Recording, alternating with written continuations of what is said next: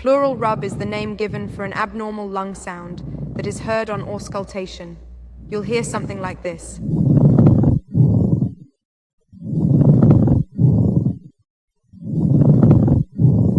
This occurs when the pleural surfaces are inflamed and rubbed together, producing a grating sound like two rocks rubbing together. Listen again.